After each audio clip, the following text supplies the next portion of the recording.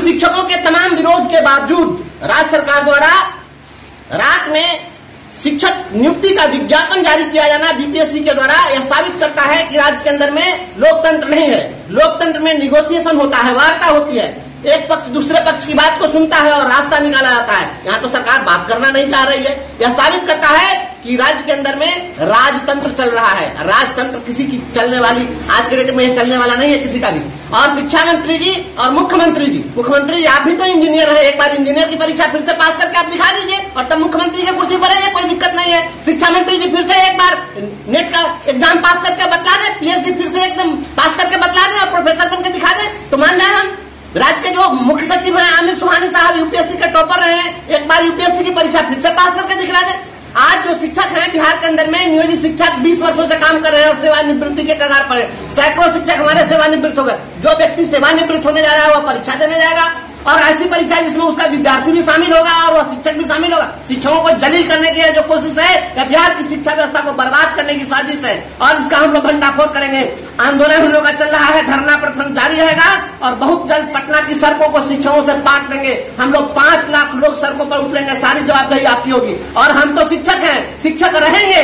शिक्षक जो भी होता है वह संस्कार से पूर्व जन्म के अपने कर्मों से होता है। लेकिन माननीय मुख्यमंत्री जी आपको हर 5 साल पर इम्तिहान देना है और इस बार आपके इम्तिहान में हम लोग ऐसा सवाल खड़ा करेंगे जिसका जवाब आपके पास नहीं होगा। और प्रधानमंत्री का सपना जो देख रहे हैं, आपका सपना बिहार में ही हम लोग चकनाचूर कर देंगे। इसलिए इस बीपीएससी की परीक्षा को जल्द नियोजित शिक्षकों को इस परीक्षा से मुक्त करने का आदेश जारी करिए, अन्यथा पुरजोर आंदोलन होगा, बहुत व्यापक आंदोलन होगा। इसकी सारी जवाबदेही शिक्षा विभाग और बीपीएससी के अधिकारियों की होगी। सरकार शिक्षक विरोधी है, शिक्षा विरोधी है, शिक्षा इसकी प्राथमिकता में नहीं है। ये सरकार ठेकेदारों की सरकार है।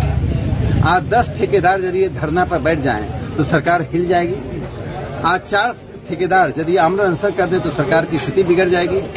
जो सरकार शराब और ठेकेदारों के बीच में जूझ रही हो उसके लिए शिक्षा का कोई महत्व नहीं रहेगा। बिहार के शिक्षकों को या शिक्षक अभ्यर्थियों को चाचा भतीजे की जोड़ी ने इतना परेशान कर दिया है कि वो लोग सड़कों पर उतरने के लिए मजबूर हो चुके हैं।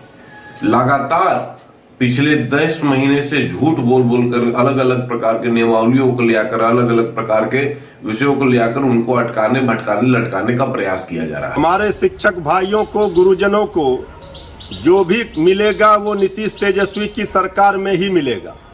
ये सरकार ही शिक्षकों की भलाई के लिए काम कर रही है। गुणवत्तापूर्ण शिक्षा के लिए कुछ निर्णय लिए गए हैं।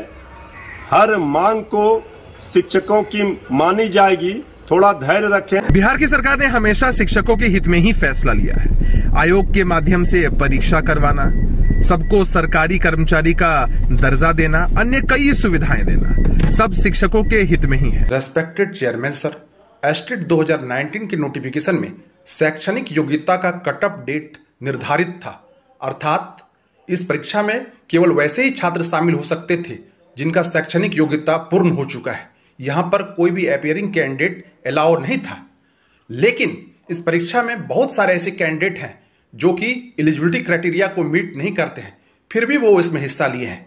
एज फॉर एग्जाम्पल, जैसे कंप्यूटर साइंस विषय में मोर देन 50% कैंडिडेट हैं जो कि केवल उस समय बीसीए थे और इस परीक्षा में वो बैठ गए, शामिल हो गए और वो यहाँ तक वो क्वालिफाई भी कर चुके हैं।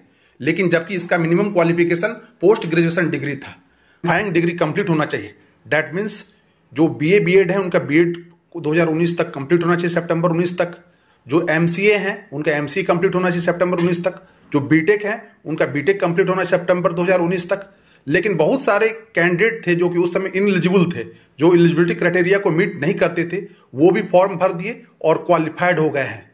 और इस स्थिति में यदि वो शामिल हो जाते हैं तो बहुत सारे जो जेन्युइन कैंडिडेट थे उस समय के, जो नोटिफिकेशन के अकॉर्डिंग, उनका हक मारा जा सकता है। अतः इनको फिल्टर सही से किया जाए और जेन्युइन कैंडिडेट का हक नहीं मारा जाए, इसके लिए हम लोग